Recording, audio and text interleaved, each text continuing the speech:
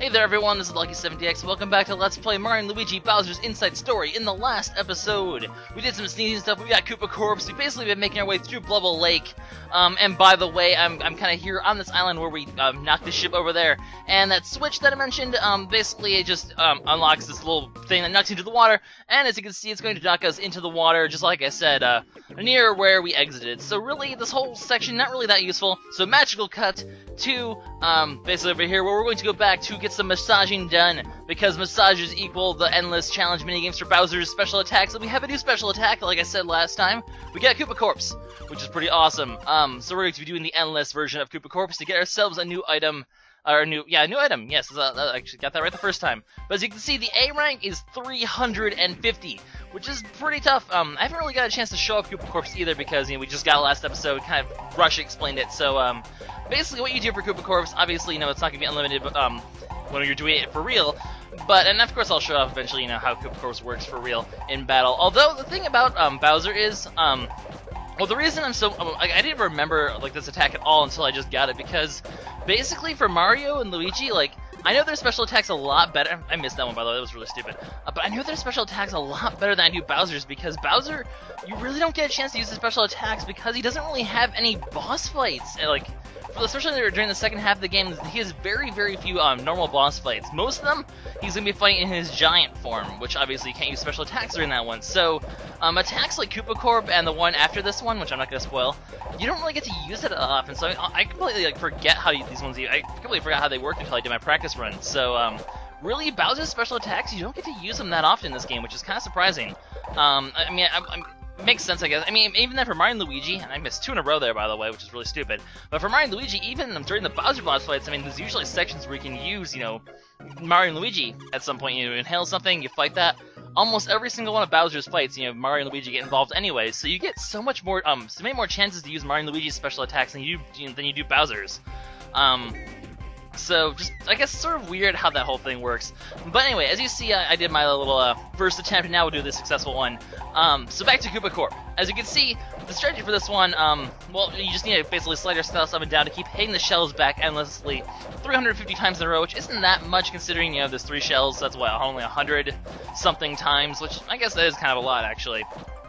Actually, I always do that so many times. Such bad grammar, Lucky.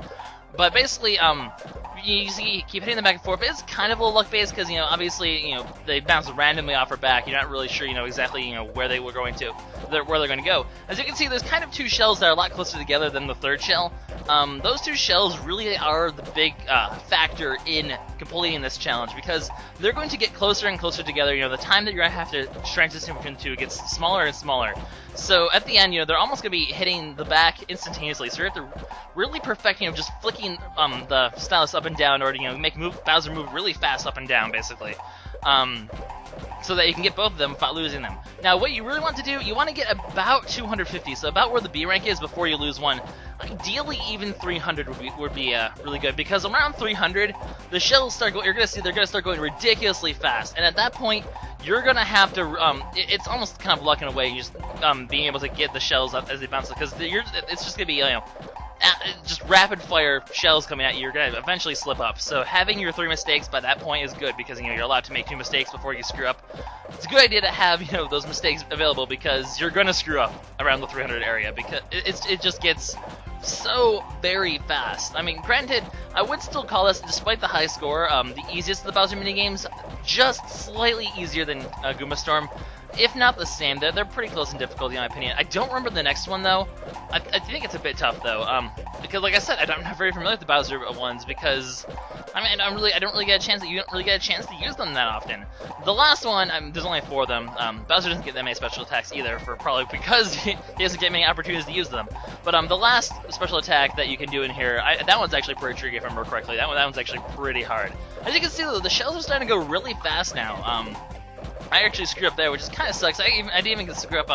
Usually you'll screw up with the ones that are, the 2 that are really close together. That was actually the one that wasn't part of that duo, which kind of sucks, because as you can see now, all 3 of them are coming at me at the same time, which is good and bad. Good because, it gives me time in between the 3 to sort of reorient myself.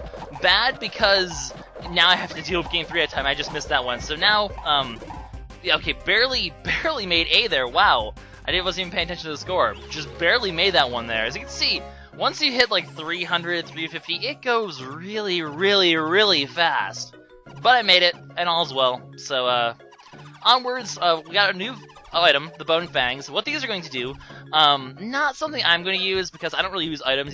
There's a lot of items in this game, though. A lot of equipment that's based off of using items. This one gives you 30% extra defense when you use a drumstick, as I'm going to show off in a second. Now, granted, I mean, if I wanted extra defense, I could just put the block band on. There's not really any reason for me to use this, to be honest. I mean, well, I don't really use items. But considering Bowser always has ways to inhale to get, health back from, like, the bee hosses, items, in battle at least, I don't really use them that often, so I'm not going to ever benefit from the defense boost. So in my opinion, not really a good item. If you do use items a lot, do equip it because it can be kind of useful, I guess. Although, once again, the block band or the hard ring, they give 20% defense. This just gives 30, except you're forced to use an item. Honestly, I'd take just the usual 20% defense over that anyway. So, I don't know. My opinion, not the best sort of item. But anyway, as you can see, there's now Croffles on land. Oh boy. They've come out of the sea, and they're attacking us right in the face. And you can see if we can fight bee hosses and Croffles at the same time. That's illegal, I'm pretty sure. But, no, of course not. You can, of course, counterattack the Croffles in order to hit the bee hosses. It does work like that. It's not Croffle only when it comes to counterattacking that rock move from the Croffles that I shot off last time. So yeah, basically, a lot of this episode, well, actually, I should probably explain what's gonna happen in this episode. It's gonna be a little weird. Also, make sure you go back here, because there happens to be an item up here. It is, a pretty good item. I guess I'll explain what I'm doing for this episode in a second, because I should explain this item a little bit. They're called Fury Fangs. Now, there are two status ailments. My voice just sort of cracked there. That's actually pretty funny. But there's two status ailments that you can get in this game: Fury and Sickness. Sickness acts a bit like poison, if I remember correctly, and we'll counter enemies that inflict that on you soon enough. Actually, pretty tough enemies too, so odds are I'll probably get inflicted by it at some point. But Fury Fangs, Fury in general. What Fury does is it's pretty interesting because it's a self-inflicted status. Bowser will give himself Fury if he takes enough damage in fights, if I remember correctly. And what this will do, this actually boosts his attack for a few turns, like really greatly increases attack power, which is actually pretty nice. So if you're getting the crap beaten out of you, Bowser will actually power himself up to help you. And the Fury Fangs, really nice, will actually increase the odds that you'll be getting Fury, which is a pretty good thing. Anyway, this raft takes you over to this island. We've been here before. We were actually here last episode, which is cool because we'll actually be able to do something with that little panel soon enough. So we'll have an easy way to get there. Kind of convenient. But yeah, that's what Fury does. If I don't ever get to show off Fury, I'll show it off at some other point in the LP. I'll just throw on Fury Fangs. Maybe when I get a third item slot, because I only have 2 item slots. I'm debating between putting that for my third item slot, or there's a couple other items I have in mind that we'll be getting soon enough that might actually be worth doing. Or just one of the HP boosters, because, the Vampiric Band, getting 8% of your HP back, plus a extra 20% HP, means you're getting more health back per punch. Not too bad. Anyway, now that that's out of the way, what we're going to be doing for this episode, actually one more thing I should mention about Blubble Lake, and Bumpsy Plains for that matter. There's a few enemies. I might show this off in an extra video at the end of the project, especially when I'm leveling up for the arena, but I'll explain why I'm using Mario and Luigi in a second, don't worry. But there's enemies that will appear in Blubble Lake and Bumpsy Plains, Lakitu King and Glam Lakitu. They can drop some pretty interesting items as well. You can hail them to have Mario and Luigi fight them, obviously. I recommend using special attacks because they'll run away after a turn, and they have a lot of health. So make sure you use Mario and Luigi's special attacks. Once again, reasons to use Mario and Luigi's special attacks, but not Bowser's. And you actually get some interesting item drops. One will just give you coins because its only value is in selling it for coins. It's like the nugget from Pokemon. But the other one very interesting item from the enemy that appears in Blubble Lake, they'll give you boots. I forget the name of the boots, but if you jump on them, they'll actually, if you jump on enemies, you can actually get them to drop extra coins, which kind of useful. But as you see, we have like 4,000 coins. So in the long run, we're kind of at the point in the RPG where we just are filthy rich, and we're always going to be filthy rich. So there's really no reason to use any of these items that gives us extra coins. We're going to have enough money for the rest of the project, as far as I remember. Anyway, as you can see, what I'm going to do with Mario and Luigi is I'm going to go through Blubble Lake a little bit, because there's actually an item that's pretty much worth picking up here with Mario and Luigi before you head to the next area. So I do recommend stopping over here with Mario and Luigi once you unlock the Koopas, because then you know the little barriers out of the way and Mario and Luigi can get down here. They can't get very far in Blubble Lake without actually heading to new areas. We don't want to go there yet. But this whole area, just do the whole Blubble Lake area. I'll actually be able to unlock a pipe by the end of this whole thing. So a little bit of, I guess, side questing, because this isn't necessary to do now, but I guess it's kind of cool. Anyway, I guess I'll take some time to explain the new enemy. Those were Fawfloppers, I think? Fawfloppers? Is that right? It's close, I'm sure. Fawflopper. Oh, we'll see in a little bit, because I'm pretty sure I'll be fighting another one of these at some point, because they usually appear up there's two new enemies here, and they usually appear up the other enemy. Also, if you go down here, you can pick up a Super Nut, and there's going to be a 1-Up Deluxe over in this X section. So you can get some pretty good items if you spend some time over here for Mario and Luigi as well. So kind of interesting. But I guess I'll quickly explain those enemies. If they do the little laugh, they're going to jump over you. If they don't do the laugh, they'll just jump, and you'll have to jump on them. Usual counterattack stuff. And if they do that little glow thing, as you can see, they jump in the air, then they'll try to fall on you. Just use your hammers to repel them. Pretty basic stuff. Anyway, if you head over here, here's where we're going to get the really good item that we need to get.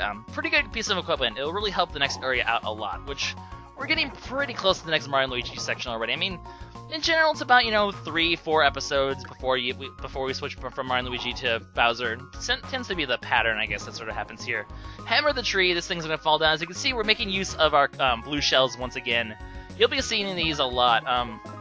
In fact, eventually some will actually start showing up in Bowser's body. How they get inside Bowser, I don't know, because we unlocked them out here, so was Bowser just sort of strolling along, and all of a sudden, blue shells started flying in his mouth, blah, blah, blah, blah, blah. That's just kind of awkward, but apparently something like that happened, because there's blue shells in Bowser's body, for some strange reason. Anyway, once you unlock those two things, you'll get Brawnieware. As you can probably imagine, this is going to be, it's going to have more defense than our Koopaware, actually. Only 5 more defense, but more importantly, it's going to give us 11 power.